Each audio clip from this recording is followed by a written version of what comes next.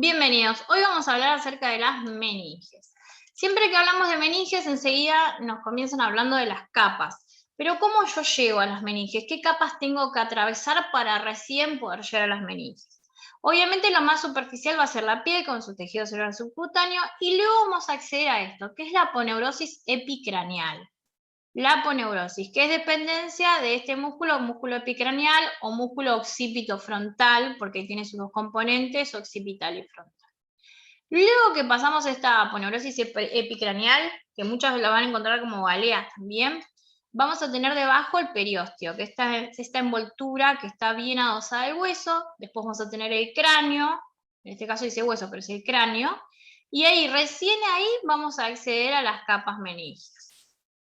¿Cuáles son estas capas meningias? Acá tenemos el cráneo, acá tenemos estas capas. Vamos a tener la más externa, que es no solamente la más externa, sino la más tensa, la más dura, que se llama dura madre. Acá la tenemos, vamos a ver que tiene dos componentes, una capa externa y una capa interna. Por debajo de la dura madre vamos a tener esta capa que está en verde, que es la aracnoides, que se caracteriza por estas trabéculas que la separan de esta capa roja que es la pía madre. Este espacio que se forma por debajo del aracnoides, que la separa la pía madre, se llama espacio subaracnoideo, porque está debajo del aracnoides, subaracnoideo. Bueno, acá nuevamente lo que habíamos mencionado antes, acá tenemos la piel, tejido cerebral subcutáneo, justamente la aponeurosis epicraneal, la galia, el periósteo bien adosado al hueso, el cráneo, y ya por debajo tenemos estas capas meningias, de la cual tenemos la más externa, va a ser la dura madre, con sus dos hojas, una hoja externa o perióstica y una hoja interna o meninge interna. Estas dos hojas se van a separar formando cavidades llamadas senos, que en su interior van a tener sangre venosa, por eso se llaman senos venosos. Luego estaba la aracnoides con sus características trabéculas, que le hace aspecto, con su espacio subaracnoideo, que es el que la separa de esta, que es la pía madre. Otra de las características que tiene la aracnoides es presentar estas prolongaciones hacia el interior de los senos que se llaman granulaciones aracnoides. Bien, el espacio, como dije, es subaracnoides y por debajo la pía madre, que está bien alejada del tejido cerebral. Acá tenemos la dura madre, vamos a comenzar hablando por ella. Como les mencioné, tenía dos hojas, una externa y una interna, la externa también llamada perióstea y la interna llamando meninge interna, que lo que van a hacer es separarse formando estas cavidades llenas de sangre venosa, que se llaman senos venosos. Otro comportamiento que tiene la dura madre es de formar tabiques dentro de la cavidad craneal. Esos tabiques van a generar compartimientos. Y por ejemplo tenemos, lo que es os quiere decir que va a separar hemisferios. Si yo tengo la hoz del cerebro, va a separar los hemisferios cerebrales. La hoz del cerebelo, separar los hemisferios cerebelosos. Y las tiendas van a trabajar al modo de techo. Por ejemplo, la tienda del cerebelo va a separar al cerebelo. Acá lo tenemos, fíjense. La tienda del cerebelo le va a formar como si fuera una tienda, un techo, una carpa arriba del cerebelo, separándola, por ejemplo, del lóbulo occipital.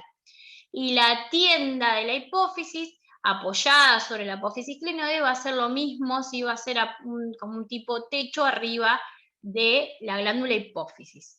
Acá tenemos la hoz del cerebro. Fíjense cómo se extiende de la cresta frontal interna, la apófisis crista gali, hacia posterior, se va donde se explaya un poco más para fusionarse con la hoz del cerebelo, perdón, con la tienda del cerebelo. Y acá tenemos la continuación, que es la hoz del cerebelo, que como les había mencionado, separa los dos hemisferios cerebelos. La hoz del cerebro separa los dos hemisferios cerebrales. La hoz del cerebelo separa los dos hemisferios cerebelos. Perfecto. Y otro concepto que ustedes lo van a leer tal vez cuando vayan al Carpenter, es que habla de este concepto de supratentorial o infratentorial. La tienda del cerebelo también se le llama tentorio. Entonces, lo que se hace es considerar las estructuras que están por arriba de la tienda del cerebelo y las estructuras que están por debajo de la tienda del cerebelo. Aquellas que están por arriba de la tienda del cerebelo se llaman supratentoriales y aquellas que están por debajo de la tienda del cerebelo se llaman infratentoriales. Ahora vamos con los senos venosos. Recordamos lo que hemos dicho antes. La dura madre tenía dos hojas, una externa y una interna. Esas dos hojas se separan formando cavidades que se llenan de sangre venosa, lo que se llaman senos venosos. Estos senos venosos van a recibir la sangre de todas las venas. Recuerden cuando vimos irrigación de encéfalo y vimos venas, bueno, ¿se acuerdan que se relacionaban? Terminaban drenando en estos senos venosos. Para hablar de los senos venosos, esta es una imagen dada por el doctor Agustín Fulgueira, Marcelo Acuña. Cuando hablamos de los senos venosos, vamos a dividirlos didácticamente en un grupo superior y un grupo inferior, tomando como referencia esto del tentorio, ¿sí? La tienda del cerebelo. En este punto decimos esto es superior y esto es inferior. Y a su vez, estos que están hacia inferior, lo vamos a dividir en un grupo anterior y un grupo posterior. Vamos entonces con el grupo superior. Vamos a tener los verdes son los senos, ¿sí? Los azules y los celestes van a estar en el sistema venoso.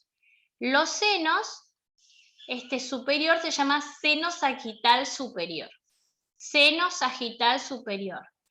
Por debajo vamos a tener el seno sagital inferior, que si ustedes me siguen van a ver que se va a unir con esta gran vena, que es la vena magna, la cual esta vena magna se une al seno sagital inferior y juntos van a formar lo que se llama el seno recto. El seno recto, sigo el recorrido, fíjense cómo se une al seno sagital superior. Y acá donde confluyen estos senos se llama justamente la prensa del ófilo o confluencia de los senos, porque es donde están confluyendo el seno recto y el seno sagital superior. Ahora, en el sistema inferior teníamos un grupo anterior y un grupo posterior. En el grupo posterior también vemos la confluencia de los senos, como está llegando que es el loceno occipital, que es inconstante. Pero si está, va justamente a unirse a esto, que es la confluencia de los senos.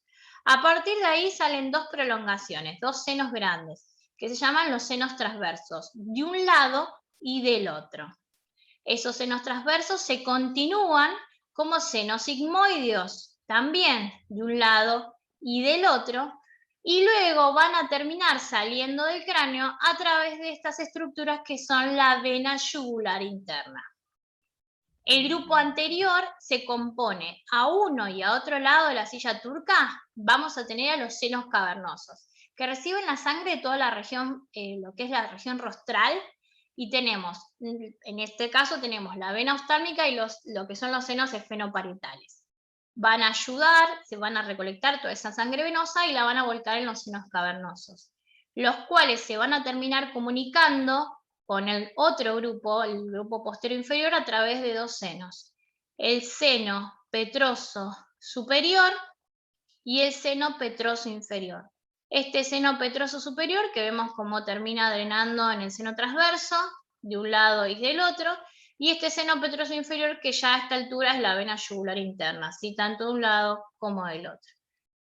Perfecto, entonces fíjense cómo todo terminó ya drenando en su finalidad en la vena yugular interna. Yo había hablado acerca del seno cavernoso, ese seno que pertenece al grupo inferior anterior, que se encuentra a uno y un lado de la silla turca. Justamente en la silla turca nosotros tenemos que se apoya la glándula hipófisis. ¿Y qué característica tiene este seno cavernoso? ¿Por qué yo quiero que estoy viendo puntualmente esto? Porque tiene esto. Vamos a ver que este seno cavernoso tiene cosas en su interior, tiene elementos vasculonerviosos. En la pared más externa vamos a tener el par craneal 3, 4 y dos componentes del quinto par. Los dos componentes porque el nervio trigémino tiene tres componentes. Vamos a tener en este caso el componente número 1 y número 2, que son la rama oftálmica y maxilar. Entonces tenemos el par 3, 4, rama 1 y 2 del quinto par. En la pared lateral. Y en la pared interna, o sea, dentro del seno cavernoso, vamos a tener a este gran vaso, que es la arteria carótida interna, acompañada del par craneal número 6. Que la carótida interna esté dentro del seno cavernoso, que el seno cavernoso tiene sangre venosa, ¿quiere decir que hay un intercambio de sangre arterial venosa? No, solamente transcurre en este plexo venoso, pero está separado del mismo por este tejido, ¿sí? Por este tejido conectivo. En ninguna forma hay un intercambio sangre venoso arterial a esta altura, solamente lo rodea. Esta imagen que es del PRO la elegí porque cuando ustedes vemos, muchas veces van a ver el seno cavernoso, van a ver la arteria carótida interna dentro del seno cavernoso y por fuera del seno cavernoso. ¿Por qué veo en la misma imagen dos comportamientos diferentes de la arteria?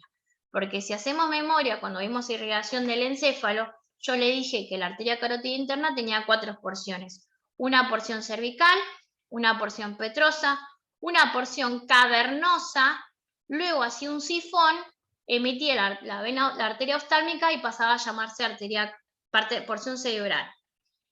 Antes, justamente, yo el corte a esta altura, en la porción cavernosa, antes de hacer el sifón carotidio, yo voy a ver a la arteria carótida interna dentro del seno cavernoso y fuera del seno cavernoso. ¿Sí? Voy a ver ese comportamiento dentro y fuera del seno cavernoso. Esta es a causa de este sifón que hace la arteria carótida interna. Muy bien. Habiendo dicho eso, vamos nuevamente, acá podemos ver ya más gráficamente, también en esta imagen del PRO, los senos de la dura madre. Tenemos el grupo sagital superior, el sagital inferior, recibiendo la vena magna, luego transformándose en seno recto, para confluir tanto este grupo superior como este grupo sagital inferior, recto y magna en la confluencia de los senos. A nivel inferior teníamos toda esta región del rostro que era drenada por los senos cavernosos, los cuales se comunicaban a través de los senos petrosos superior e inferior. Estos senos petrosos iban a confluir en este sector, que eran los senos transversos, que luego se transformaban en senos sigmoides, para terminar conformando la vena yugular interna. Entonces, toda la sangre que yo tenía a nivel encefálico termina drenando la vena yugular interna. ¿Y dónde va la vena yugular interna? La vena yugular interna va a hacer su recorrido a través del cuello y luego en la base del mismo va a unirse con la vena subclavia para formar la gran vena cefálica, tanto de un lado derecho como del lado izquierdo, para formarlo luego la vena cava superior.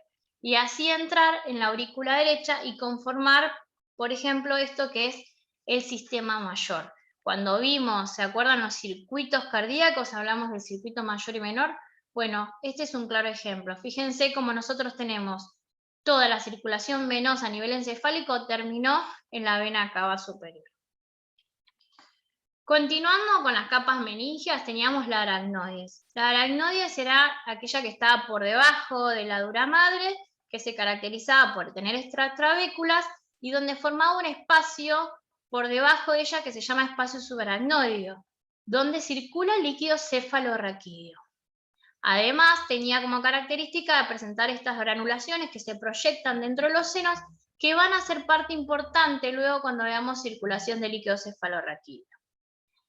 Este espacio espacio subaracnoideo, disculpen, vamos a ver que en algunos momentos van a separarse aún más, formando lo que se denominan cisternas subaracnoides. Entonces acá tenemos los senos y acá tenemos la aracnoides con el espacio subaracnoides con sus granulaciones. Acá justamente vemos el comportamiento cuando hablamos de este que se mete adentro de los senos y donde vamos a ver que hay una relación justamente íntima entre las granulaciones y los senos venosos a nivel funcional. Vamos a ver que este espacio se va a dilatar formando cisternas. Yo voy a ver un espacio que se comienza a ensanchar formando cisternas, que es el aumento justamente del espacio subaracnoideo, el aumento de la distancia entre la aracnoides y la pía madre. Dentro de las cisternas hay varias, nosotros particularmente nos interesa un poco más la cisterna cerebelo-medular posterior. Se llama cerebelo-medular porque tenemos el cerebelo y la médula oblonga o bulbo, que es lo mismo, y que esto se encuentra a nivel posterior y que tiene relación con el cuarto ventrículo. Pero sepan que en realidad son varias.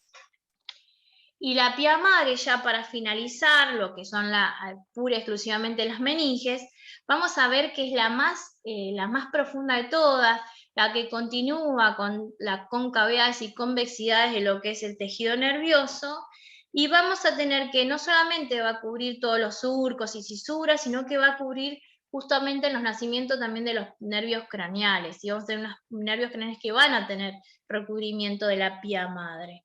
Además, se va a meter también en los techos del tercer y cuarto ventrículo para formar la tela coroidea. ¿Sí? Se va a fusionar justamente con esta tela coroidea, que después van a ver que tiene también funcionalidad con lo que es la formación de líquido cefalorraquídeo. Para la vascularización de las meninges, nosotros hablamos de la arteria meningia media.